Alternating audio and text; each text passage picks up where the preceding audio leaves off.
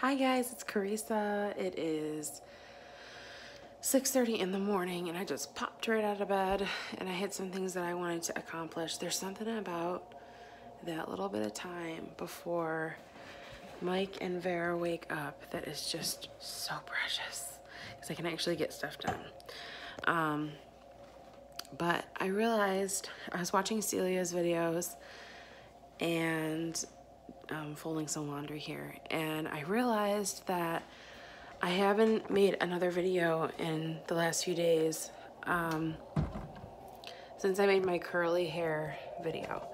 Let me see if I can set this here. That's flattering lighting. I'm gonna turn on the baby monitor. But now I feel like I'm gonna sneeze.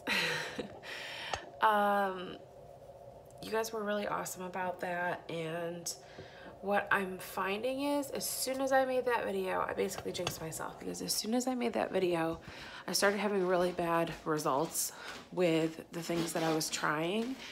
So it's definitely going to be, sorry, I'm trying to grab my, this is like real vlog style vlogging here. I'm trying to grab my tripod. So it's gonna be, oh jeez. Anyway, what I was saying is it's gonna be a process for sure. Something that I have found is that, sorry, I was just realizing that I'm gonna have so many crossover topics here that I can't label this as a specific type of video, and that bothers me for some reason. But anyway, who cares? There's no guarantee that I'll be able to film longer than 2 more minutes anyway, but I am realizing that there are things that I feel like I know about myself, especially at this age, okay? So I'm 36 years old, and there are just some things that I just feel like I know. And there are things that I feel like I could learn, but is it worth the time? Because I already know what I know. And I don't want to become one of those people who's just set in their ways and has the same hairstyle from 1998 because that's just what was working for me, and and I can't let it go. But I seriously feel like one thing that always kept me from doing the curly girl method or using some of the aspects of the method, because I don't feel married to any of it at all, is the fact that I just know my hair does not respond well to a lot of product. And maybe I just haven't found the right stuff, and maybe there are some things, you know, I'm not knocking it before I've even tried it, but there are some things. I've watched videos, I have read a whole bunch of stuff, and I think to myself, I don't think that's gonna work for me, but I try it. And it turns out I was doing better with my own like weird intuitive method of this whole system than with very well explained and thoroughly detailed instructed processes. So I don't love the idea of buying a whole bunch of products that I'll never end up using because my hair doesn't like them. What I'm gonna try and do is always seek out samples of things before I actually purchase a full bottle, unless it's something like a 99-cent drugstore conditioner, which, you know, some people swear by and rave about. But if it's something that's a little bit pricier, I'm gonna definitely be careful, because I'm finding there's some stuff that all I do is use it once and it's like, oh my gosh, I never want my hair to feel like this again. And I've read some people say things like, oh, your hair gets used to it and this and that. I just don't believe that's to be true. But I could be wrong, and that's what this is all about, is so that I can share that stuff with you guys.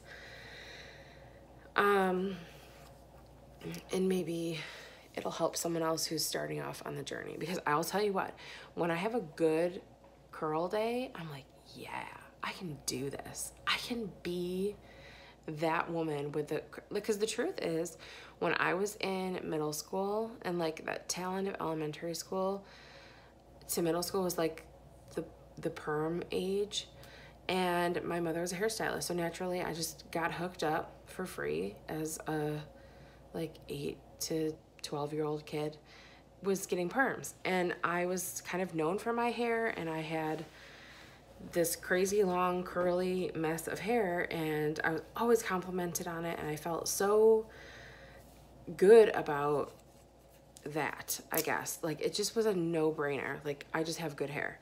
Granted, I was getting up every day and having a professional stylist do my hair for me before school, but still.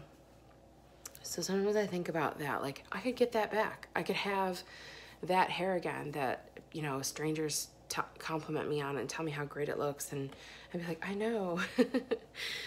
But other times I just want to go running back to my old hot roller set and not look back, because some days I'm like, even like this mom bun situation I have here looks better than some of the results I've come up with from the curly girl stuff that I've tried, or at least things that other women who claim they follow the method have tried, because I haven't read the book. So, but anyway, I'm not discouraged. I'm just surprised, I suppose. Lift this up here. I'm just surprised, I suppose, because I was doing really well enough one day where I was like, ooh, I'm gonna tell people about this because I just started, but look how great it's going already. And a whole bunch of people started doing it, and it made me so excited, because I feel like it's one of those things that if, you know, you don't appreciate what you have, if a woman with curly hair can say, oh, Carice is doing that, so I'm gonna give it a try and embrace it, it just makes me feel happy. I don't know. So, I'm hearing some things. Oh, that's probably the cat. Oh, don't look at my house. Anyway, I think I'm getting ready to sell these cloth wipes because I hate them. They're made very well, and it's nothing against the woman who made them, but they are flannel and fleece. Is that what these are? Flannel and fleece? And they don't absorb anything. And if you thoroughly soak them the way they're intended to be used and use them like baby wipes, they feel like they just don't. Maybe I'm doing something wrong. I've had them for a very long time. I've tried I've tried all sorts of things. And using them as baby wipes is difficult because they fill up the cloth diaper pail so quickly, and you need so many of them sometimes just to wipe one little bum mess. And so I was like, I'm not gonna use them as wipes anymore. I just don't like filling the container. You have to do it several times a day sometimes because they only fit so many, whatever. And so I was like, well, I'll just use them for like, you know, to wipe up her chin or for little spills around the house, but they don't absorb anything. So unless you stop and soak it in the sink first, they're just not for me. I'm not opposed to trying cloth wipes still, but I think I need a different kind. I don't know. Like these flour sack towels that I use in the kitchen. Is that a thing? I feel like these would make way better baby wipes because they're thin and they have like a little bit of grip to them, you know? Like they would, you know, pick stuff up off little baby butts. I don't know. So anyway, I think I'm getting ready to sell those. But if you have another thing that you would recommend, like even these are washcloths, and these that somebody sent me actually, and these work way better as a cloth wipe, which I have used these still consistently. They've got, you know, whatever. So I also want to talk to you guys about a post I made last night. Whew, that was hard. So one of the reasons why I made a keto specific Instagram is I was feeling, probably it was all in my head, but I was feeling uncomfortable with showing certain aspects of my dietary journey and weight loss journey on my personal Instagram with people that I know, with family, with, you know, extended family. Because sometimes I feel like, I don't know, do you ever follow somebody, and I hope you unfollow people who make you feel this way. So if I make you feel this way, don't follow me. But people that when they post something, you're like, oh my God. You know what I'm talking about too. You're like, oh, shut up. But sometimes you don't think about the fact that like that post really meant something to that person, or they like really needed to say or do that thing, even though you found it really self-indulgent or obnoxious or annoying, or they posted like a side-by-side before and after, and you're like, I can't tell which is the before or after. You know what I mean? And it's hard when you make a weight loss specific or anything that you have goals on, like curly girl hair. I'm sure there are people who do that. Any kind of journey where you're looking for results and you're looking to start at one point and get to another, and you follow other people who've done it, and you follow people for inspiration, but sometimes it can start to feel like, I'm not getting results. These people, you know, especially with weight loss, where it can feel like, oh, look how fast this person lost weight. And losing weight quickly is not always a good thing. It wreaks havoc, first of all, on your skin. So it kills me when people act like, you know, especially if I post weight loss before and after, and like the before is from 2010 or something, and I didn't mention that, and somebody's like, how long did it take you to lose that weight? How long between these photos? And sometimes I feel offended by that, because it's like, who cares? The journey is to progress forward no matter what, and hopefully maintain it. So even if that was, you know, 3 months or 3 years, the point is to be healthy and happy and to do it in a sensible, realistic way. So sometimes I just really despise the whole culture of, you know, wanting to lose weight, especially large amounts of it, and the fact that keto has become popular. It's become popular because it works, and because it's easier to do than most diets, because you're not hungry. Because when you get fat adapted and you have a decent amount of fat in your diet, you just aren't thinking about food all the time. You know, I still do to some extent, but you're just not, you know, like I remember being on much more strict diets in the past and having to count calories or count points or any of those things that people do, which works for a lot of people, but for me, I'd be like, oh my gosh, that's all I can think about. I'm just so consumed. Like, I remember specific points in my life based on what diets I've been on. Can you relate to that? Where like you see a picture of yourself in a certain outfit and you're like standing at a person's house and you're like, oh, I was at so-and-so's house and I had just gone to my Weight Watchers meeting and I was really miserable that day because I only had 1 Laughing Cow cheese left and blah, blah, blah. Like, you just remember the torture that certain things put you through. And, you know, I know that that's how some people feel about keto. It's just not for them. But I will tell you, maybe they just weren't doing it right, or maybe they didn't give it enough of a chance. I did not get where I am today because I gave up because I wasn't getting results. But I'll tell you what, I took a picture yesterday just on a whim, just like, hey, I wonder what my back looks like. Because I kept going to pull up my pants and I noticed, this is really embarrassing, but I noticed my thumb wasn't getting caught on the fat fold that it normally does. Like, I'd go to expect resistance and my thumb would just slide right past, like right down my waist. And incidentally, it was because I had to pull my pants up. So I was noticing, like, it's not even that my pants are fitting big, they just fit differently, and I feel like I have to kind of adjust them more often. And they're just stretchy, like yoga capri things. It's not a big deal. But I just noticed that I kept having to adjust them, and then when I did, it didn't feel like my own body that it was like, something feels different there. So I took a picture and I couldn't believe, I swear I took a picture like that maybe last March or April, maybe not, I don't know. And I couldn't find it, I didn't look that hard, but there was barely any difference between my back in the like 2 weeks postpartum photo and the one that I took after I had lost a little bit of weight. So I just kept thinking that's just what you look like. And I just don't see much of a difference anywhere else. And my weight really hasn't moved in months, like 3 months roughly, I guess. I don't know. I don't pay that close attention to it.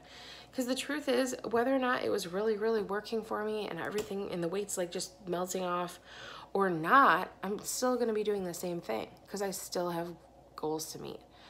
And they are to be, first and foremost, bright-eyed and bushy-tailed and alert and feel like I can keep up with my child. And when we went on vacation, I tried to be good. I tried to be so good. And then there was like carb creep big time. Even though I asked for shell eggs at restaurants, I could tell that there was pancake mix in some of those eggs, you know, things like that. My joints were starting to stiffen up. And I'd get out of bed in the morning and I would feel 100 years old. I couldn't believe the effects on my body. And I was like, you know what? Even if I didn't lose another pound ever again, I have to keep eating this way just so that I can be a good mom. Because I feel like a lazy piece of crap when I'm on carbs. And I'm not saying I don't eat them. I'm not saying that that doesn't happen. If I have a cheat meal, then I eat it. Or if I have a whole day of bad food, then I just get right back into it. I see people who are like, oh, I'm restarting keto for the 7th time. Don't even think about it like that. Just be like, oh, just not gonna, just keep moving. It's like tripping when you're walking in front of people in a parking lot. Everybody saw you do it. You can't deny it. It didn't, you know, it had an effect on you, but you just keep walking, right? You don't have to be like, all right, guys, I tripped. I'm gonna start over. I'm gonna start walking again. So there are so many things that I dislike about the whole culture of dieting and trying to lose weight and having results and making posts on Instagram. And, you know, you post a side by side and you have to post like a 3-paragraph, like, when I started this journey, blah, blah, blah. And I don't mean to knock it because I'm obviously very immersed in it because it helps me stay focused. But there are just some parts of it that just seem so ridiculous and silly to me. But when I took that side-by-side photo yesterday, I couldn't stop looking at it. I kept pulling it up on my phone, even though, granted, it's hard to look at. Both images are, you know, less than desirable on the eyes, at least on the eyes of the person who's inside that body. But I kept thinking, wow, that's me. And I didn't even try that hard. I just kept eating the things that I should be eating for the most part. And that's it. I'm not working out.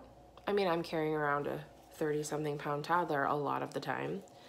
And I have been trying to get a little bit more activity in every day. You know, like there are things that I think of to do with her and it's like, well, that would be some extra steps for me and it will tire her out for bedtime. And it kind of, I've never used to crave activity. I would avoid it, obviously. So I've been kind of craving a little bit of activity. Not a lot. I'm not, you know, I didn't join CrossFit or anything. I'm just saying, you know, I'm just trying to make good choices and do positive things. And it's paying off, even though I could have sworn and told you for sure that there was no change to my body. It looks basically the same. And I am, you know, at a standstill. And that was proof to me that that's not true. And I tell people that all the time. I tell people, stop, get off the scale. And honestly, I haven't weighed myself in maybe a week or 2 weeks. And when I did, it was the same weight that I've been seeing forever, which was actually kind of comforting. But at the same time, it's like, oh, and this is why I don't weigh myself. My biggest piece of advice to you is if you wake up one morning and you're like, I feel good today. I feel slim. I feel awesome. Do not get on the scale because you might ruin that really good feeling that you could just carry out for who knows how long. Unless you're the kind of person who wakes up and you feel that way and you're like, I'm going to eat an ice cream cake, you know? So then, okay, obviously don't. But, or do, I mean, but yeah. I don't know. I felt good and I wanted to talk about it because I think that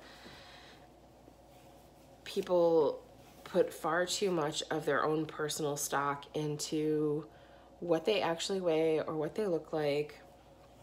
And maybe it's different for people who aren't in my position where you have to get up and face the world every day and go to work and talk to people and, you know, deal with that kind of stuff, I imagine that takes a whole different level of strength. And, you know, I remember those days, at least, I guess. And I remember some days really feeling like I gotta just pretend like everything's good, even though my pants are so tight right now I can't breathe, because I didn't do laundry and this was all I had to wear, or I'm wearing a dress that might as well be a prom dress because there's nothing else in my closet that fits. And everyone's like, oh, you look nice today, but it's because they have to comment on the fact that you look an awful lot like you're on your way to a wedding reception at 9 in the morning. And you're just like, oh, so, yeah, this is a really old dress. I just want to be fancy today. So I get it. I remember that. So maybe it's easier to brush that stuff off and be really cool with a laid back mindset, and like just keep your eyes on the prize, make some good choices. If you had a tough day and you say screw it, who cares? Tomorrow's a new day.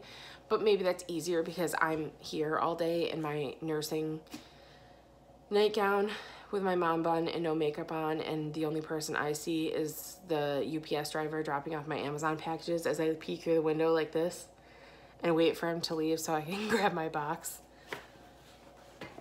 Like Gollum. I don't know. I just wanted to share that with you guys because it doesn't mean anything. It doesn't mean anything except it's worth it to keep going. And when people are like, you know, and I don't want anyone who sees this to feel bad or feel like I'm calling them out. If you recently messaged me and asked me about a stall, because basically everybody who's ever messaged me has asked me about a stall. I get it, because you see people, keto, the reason I started keto was because I saw like 500, literally, I'm not even saying this to be exaggerating and make it sound like a bigger deal than it is, men who were literally 500 pounds and just gamers and sat around the house and felt bad about themselves and could only order their clothes online, miserable. They started this diet, and of course, you know, I hate to be like this, but of course, because they were men, they lost like 300 of those pounds in the first week, but they lost hundreds of pounds in a short amount of time, considering, you know, versus what like the standard American diet would have done. And we're keeping it off and we're thriving. And I thought, if a man who has that kind of lifestyle and no motivation and no purpose in life, basically, like some of the things that I read that people were posting, I really felt in my soul, and I was like, I could be that guy any day now if I don't get my act together. And so I tried it, and it's like, whoa, yes, I see it. And we all see the before and afters. We all hear the testimonies. But then when you're doing it, it feels like a snail's pace. And you know what? It might be, and that's fine. So I tell people every single day, you know, if somebody's like, I've been stalled for a couple of weeks, it's been 3 weeks, it's been 4 weeks. Sometimes even I say, like, if it's been less than 6 weeks, it's not a stall. Everyone has different opinions on that, and everyone claims to be an expert. And then people want to do these drastic things like egg fasts or water fasts or just regular fasting. And you can do that if you want, but to me, it's like, just have a little less dairy at dinner time, or, you know, eat your biggest meal for lunch or breakfast instead, and have your smallest meal be dinner. And don't even do it forever. Do it for like 2 days, and you might see a drop on the scale. It's not all about the scale. How do you feel today? How did you feel yesterday? How did you feel before you started? So, I don't know. I just feel like there are a lot of people who need to hear those things. And if you needed to see that picture of my back and my back rolls and where they are today and how close they are to not even being back rolls anymore, then you can look at my keto Instagram and let's keep each other motivated, okay? In a positive way. Don't beat yourself up. I'm gonna go get my little stinker. She just woke up, and have a happy Sunday. I hope you do too. And go watch Celia's videos because she's back. Okay, because she just inspired me to start filming today. Okay, guys, bye.